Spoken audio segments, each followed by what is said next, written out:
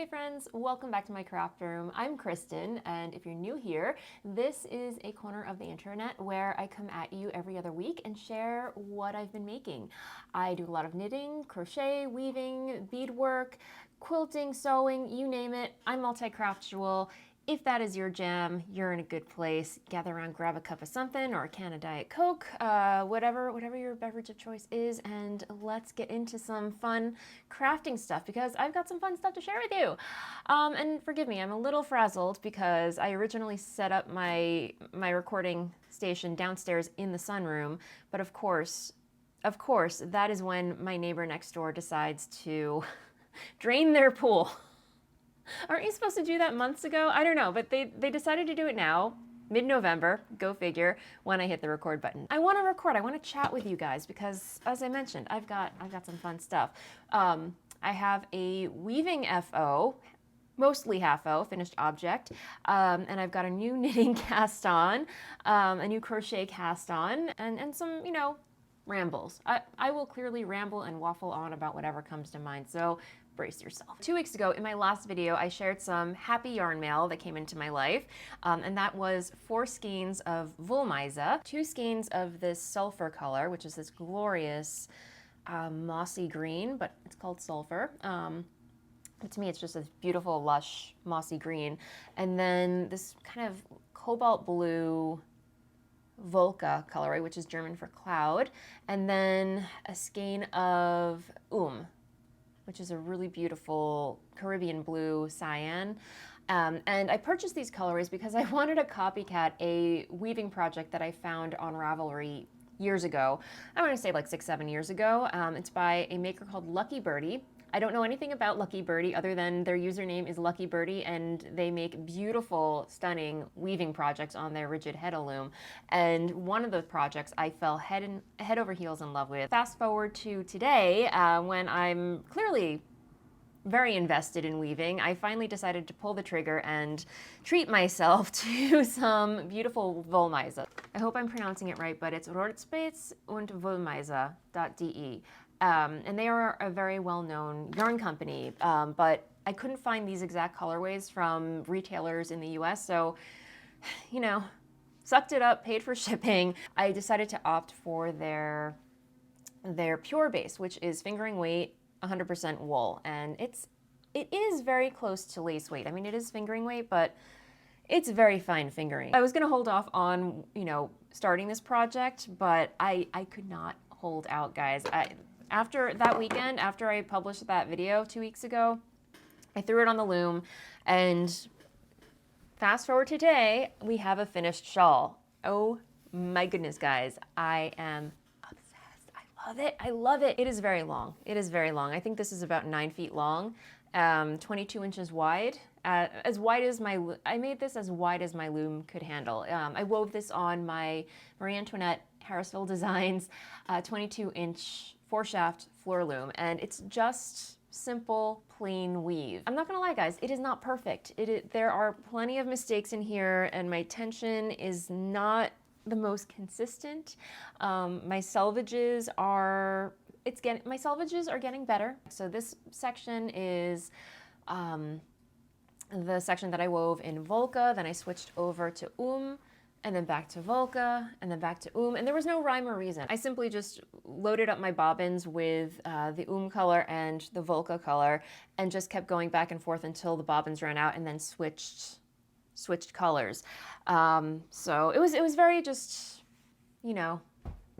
flying by the seat of my pants, as I love to do. But I should talk about the warp. So the warp, I tried to warp it according to how Lucky Birdie on Ravelry described it. So they left very, very, detailed, helpful notes on their project page, and I will link to it down below so you can check it out as well. So I tried to replicate the gradient that she did. So here you can see, from the fringe over here, you can see that I warped two-thirds of the width in the sulfur colorway, and then I switched over to the Volca and just gradually gradiated it into the end. So by the time I got here, I just started alternating between the Volca and the sulfur colorway. And it's a really cool effect. I think it gives it a little, you know, a little graphic texture. This is what it looks like from far away. Ta-da. So yeah, it's not the most consistent, but from far away you really can't tell. It is so cozy, guys. And I have to say, when I pulled it off the loom, it felt a little stiff, a little thin. But then after I wet blocked it, I soaked it in lukewarm water with some soak wash. What was it called? Eucalan. Some lavender scented Eucalan. It smells amazing. So, but after I did that and I let it air dry, I just put it over a drying rack. The fibers just bloomed. So they puffed up, they filled in all the gaps. Those fibers just expanded, and it feels so much softer and loftier now that it's been wet blocked. It's amazing. It's magical. It's magical, guys. And again, even though this is not perfect, there are several mistakes in here. Like you got some of these random floats happening. Not perfect, but I was here for the process. This was definitely a process make. I was just so enamored with the color play and you know, focusing on improving my selvages, getting those consistent. And even when it came to beading, I was improving my beading consistency.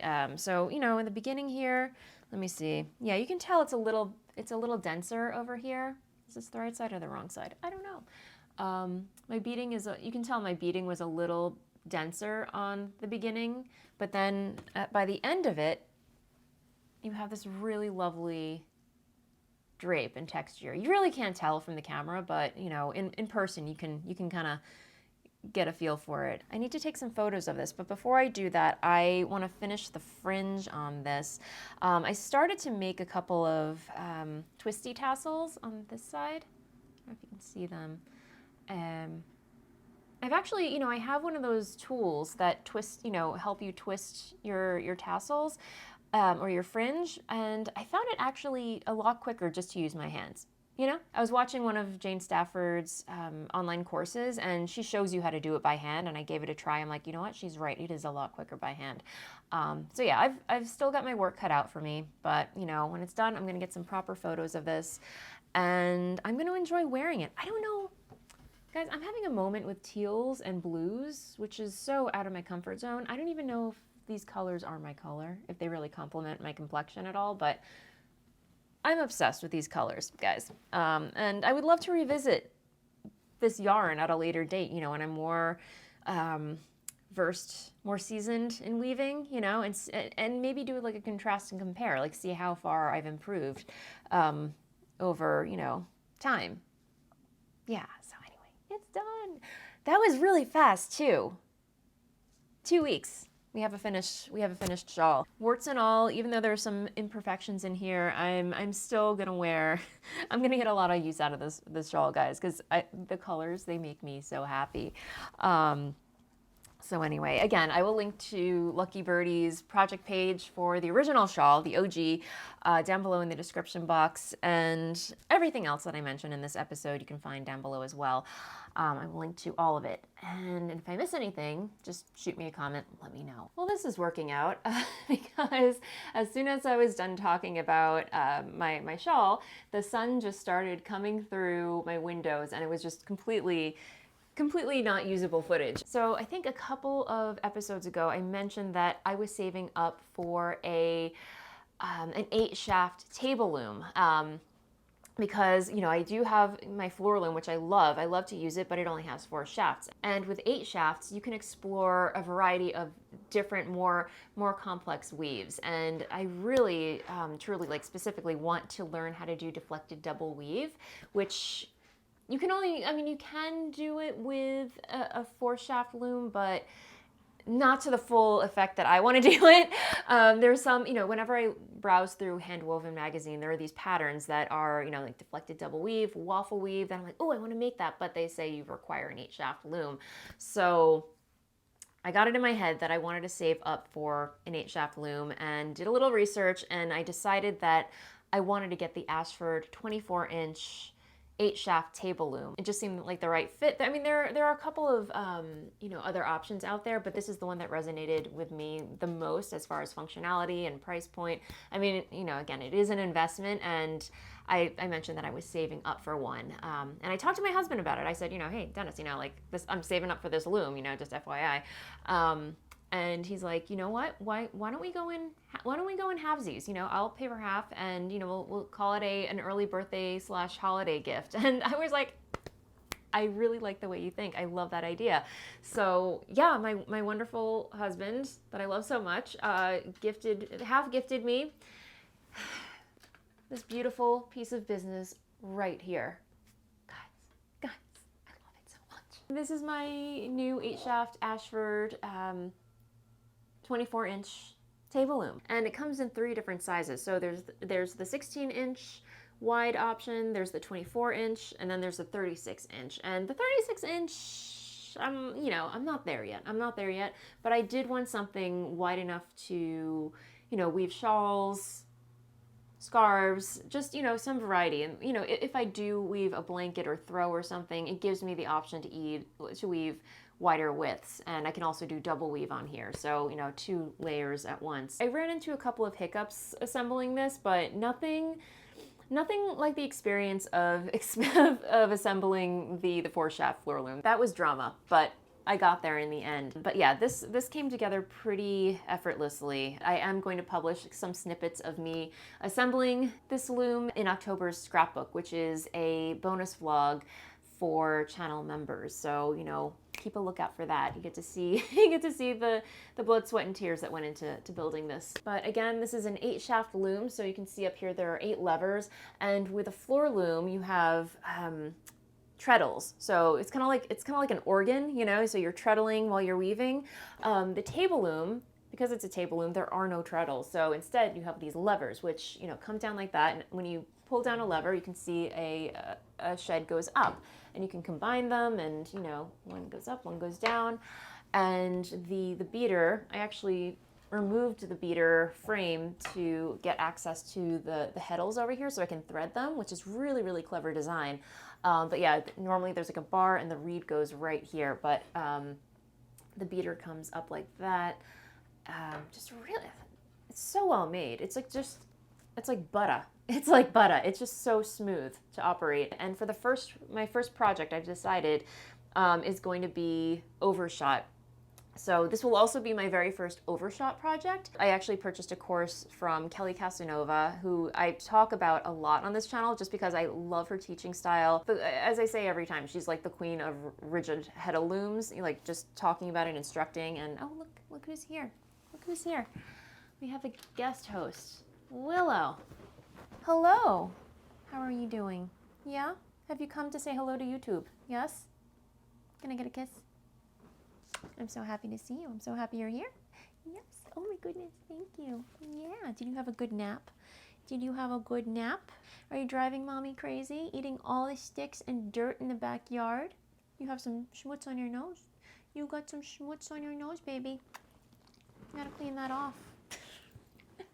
She's being a little troublemaker today, guys. She's 8 months old now, and a total teenager. She's trying my patience every day, but I love her. But anyway, as I was saying, yeah, so Kelly Casanova, yeah, wonderful weaving instructor online. I will link to her YouTube channel. She has a great YouTube channel, and also an online course that you can, like subscribe to, which I do. I can't recommend it more. She also has a course on overshot. It's just a very simple project, a sampler, if you will, so a very narrow warp. So thankfully I don't have to, if I make a mistake, I'm not wasting too much thread, But I think that'll be a really good first project for this table loom, and also, to learn how to do overshot, which is a really interesting weaving technique. Again, one that I have yet to try, but it seems really doable, and the effects of it are just absolutely beautiful. So I cannot wait to tackle that, hopefully, again, this weekend. So, yay, new loom. Oh my gosh, she's so pretty. I need help naming her. Again, I gotta name all of my equipment, guys. I have a spinning wheel over here named Tallulah. My floor loom is Marie Antoinette. Margot, the mannequin. We need to name the table loom. thoughts and ideas down below. I don't know, I'm still thinking about it. More to come on the loom. But I do have some other fun stuff to share with you. I brought down I brought down all of my projects in my big ass Michael's tote. So Willow, should we talk about your project? Yeah. Since you're here, let's talk about your project. So Willow has a new cast-on. More like I have a new cast-on for Willow. Several episodes ago, I cast on a Bubble Pup sweater by Stephen West for Willow in some really bright colorways and using my hand-dyed yarn. And this is a Stephen West pattern, by the way. Yeah, I was making it for you, but you were so tiny, you were still growing. And I realized she was not going to fit into it. She was growing so fast that I just kind of scrapped the project, saved the yarn for another day. But today, this week, I cast on another project for Willow using this yarn. This is Loops and Threads. You're gonna go? You gonna hang out or are you gonna go? Do you like this color? Do you like this colorway? Is this, I think this brings out your eyes. You've got very chocolate brown eyes, and this rust color just makes them pop. Makes your beautiful eyes pop. Yes, because you're so pretty. You are so pretty. Yes. So anyway, hopped on over to Michael's and picked up some more Loops and Threads Luxe Merino wool blend. So I used this again to weave my houndstooth scarf on my rigid head of loom. Really lovely yarn. I mean, again, it's a blend of merino and acrylic, but it feels really nice. It's 4-ply, and this is the Sedona colorway. So just a really nice kind of, autumnal orange, red orange, if you will. I believe it's called the Botanical Sweater by Pearl Soho. And it's just this really very, very posh looking sweater for dogs. It's all cables. It's got a very elegant cabled yoke. I'll pop a photo of it here. But as soon as I saw it, I'm like, oh my gosh, I have to knit one of those for Willow for Thanksgiving, because again, we are hosting Thanksgiving. And I think it'll be really, really cute for her to be wearing a sweater. Anyway, it's happening. So procured the yarn, got 2 skeins of that, and so far we have 2 sleeves. We have 2 sleeves. So the pattern actually has you make the sleeves first, and then it has you cast on the body. So, pretty technical instructions for a dog sweater, because I don't know, like typically all the dog sweaters that you see online, they're very straightforward, and this one, my friends, actually gives you the option to do a tubular cast on, which I decided to not do the tubular cast on just because I ain't got time for that. And you can see on the side here where the increases happen, so really, really cool. And I'm making the extra large, which should just fit her. Fingers crossed. She's got a 30-inch chest. She's a big gal, 50 pounds. And yeah, I mean, the fact that the sleeves are ribbed, there's got some stretch in there. So I have faith that this will fit her. And then I cast on the body. So miles and miles of ribbing for a while until we get to the yoke. That is one of my new cast-ons, and the next one that I'm going to talk about is a project that my channel members have already seen. I've already chatted about it with them. So did I chat about this with you guys? So anyway, long story short, many of you might be disappointed to know that I am not going to finish the autumnal buds scarf that I know I talked up a storm about all summer long, how I was obsessed with this pattern. I really enjoyed it, but this is the swatch. One of the rare times that I actually made a swatch. Here's the swatch to get the technique down. I mean, this is all crochet, but it really does look like brioche. I mean, it was going fine. It was great, I was crocheting along, happy as a clam, and then one day I just didn't feel like working on it anymore. I got burned out on it, so we're not going to finish it, unfortunately. And as I mentioned, I feel like this channel should come with a disclaimer. Don't get heavily invested in my cast-ons, because more often than not, I usually don't finish them, but you know, once in a while we finish something that I'm actually really, really happy with. So, you know, unfortunately this project did not make the cut, but what did make the cut is the yarn. The yarn I'm in love with. I cannot get enough of the yarn. The yarn that I am using for this project is, once again, guys, Michael, again, I am not sponsored at all by Michaels, but I sure do love their yarn. So this is, again, loops and threads in their facets in the toffee colorway. So it's got a lot of, you know, olives, mauves, chocolates, pinks. I mean, I love this color so much. And as I mention every episode, my friend Ashley gifted this to me last Christmas. And yeah, love the color so much. I bought several more skeins. So what is happening on my hook this time with this yarn is the Hexa Cardigan by Toni Lipsey, who is also known as TL Yarn Crafts. Guys, if you don't know who Toni Lipsey is, oh my goodness.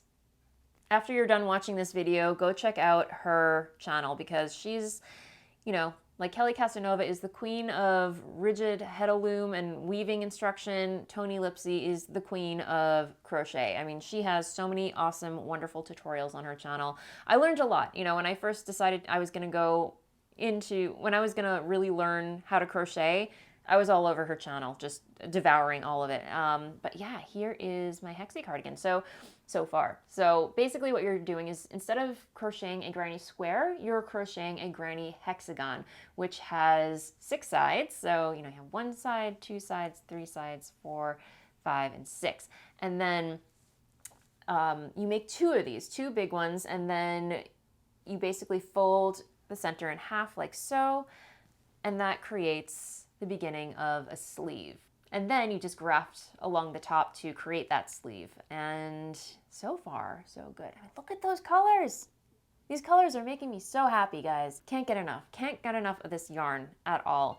All right, my friends, the light is waning and my battery's gonna die, so I'm gonna wrap things up. If you're new here and you haven't already, feel free to like and subscribe down below. I'm putting out videos for your viewing pleasure every other week, but if you would love to support this channel and gain some extra bonus content from yours truly, you can do that by becoming a member. So click the join button down below this video, hop on over to Patreon or Substack. Your support goes a long way in helping me to keep making videos like this.